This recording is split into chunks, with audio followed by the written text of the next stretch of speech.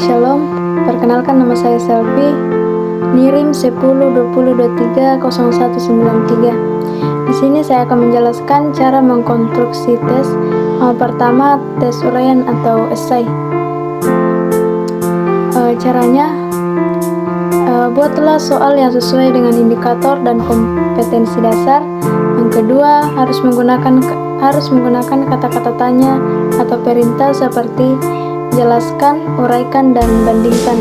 Yang ketiga, pastikan batas pertanyaan dan jawaban jelas.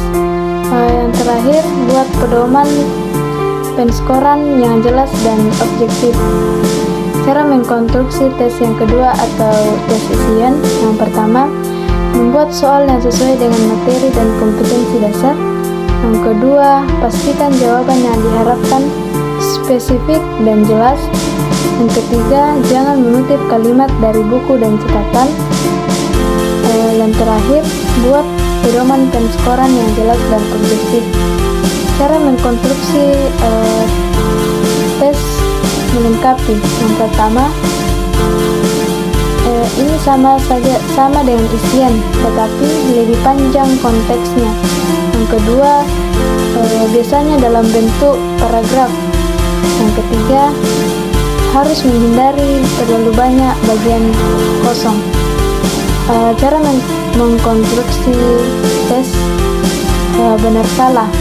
Yang pertama, kita harus membuat pertanyaan yang jelas dan spesifik.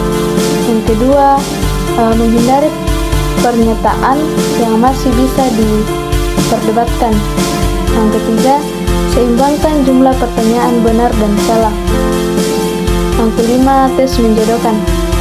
Buatlah soal yang sesuai dengan materi dan kompetensi dasar. Yang kedua, pastikan jawaban yang diharapkan dan spesifik.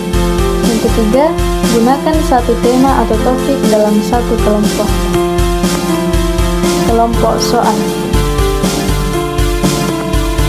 Berikut soal yang kedua, syarat-syarat mengkonstruksi tes. Yang pertama kita akan mengetahui syarat-syarat mengkonstruksi tes uraian atau esai. Kita dapat syarat yang pertama, pertanyaan harus jelas dan spesifik sehingga siswa dapat memahami apa yang diharapkan. Yang kedua, kriteria penilaian harus jelas dan spesifik sehingga penilaian dapat dilakukan secara objektif. Yang ketiga, ruang lingkup jawaban harus jelas sehingga siswa dapat memahami batasan jawaban. Yang kedua, tes isian. Syaratnya, yang pertama, pertanyaan harus jelas dan spesifik sehingga siswa dapat memahami apa yang diharapkan. Yang kedua, jawaban harus singkat dan tepat sehingga siswa dapat memberikan jawaban yang akurat. Yang ketiga, kriteria penilaian harus jelas dan spesifik sehingga penilaian dapat dilakukan secara objektif.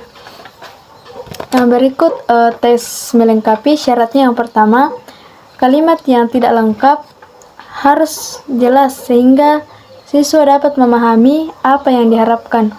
Yang kedua, jawaban harus singkat dan tepat sehingga siswa dapat memberikan jawaban yang akurat. Tes yang kelima itu tes benar salah. Syaratnya yang pertama, kriteria penilaian harus jelas dan spesifik sehingga penilaian dapat dilakukan secara objektif. Yang terakhir, syarat dalam tes menjodohkan. Yang pertama, konsep yang akan dijodohkan harus jelas sehingga siswa dapat memahami apa yang diharapkan.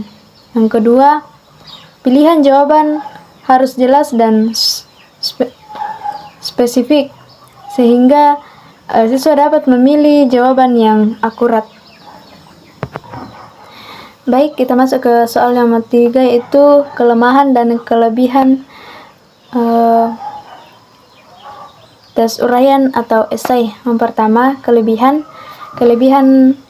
tes uraian atau esai dapat mengukur kemampuan siswa dalam menjelaskan konsep secara detail. Kelemahannya dalam tes uraian atau esai, sulit untuk dinilai secara objektif. Yang kedua, tes isian. Kelebihannya dapat mengukur kemampuan siswa dalam mengingat konsep. Kelemahannya tidak dapat mengukur kemampuan siswa dalam menjelaskan konsep secara detail. Tes yang berikut itu tes melengkapi. Kelebihannya dapat mengukur kemampuan siswa dalam mengingat konsep. Kelemahannya tidak dapat mengukur kemampuan siswa dalam menjelaskan konsep secara detail. Yang berikut tes benar salah. Kelebihannya dapat mengukur kemampuan siswa dalam menentukan kebenaran konsep. Kelemahannya dapat ditebak. Tes yang terakhir adalah tes menjodohkan, di mana kelebihannya dapat mengukur kemampuan siswa dalam mengingat konsep. Kelemahannya dapat ditebak.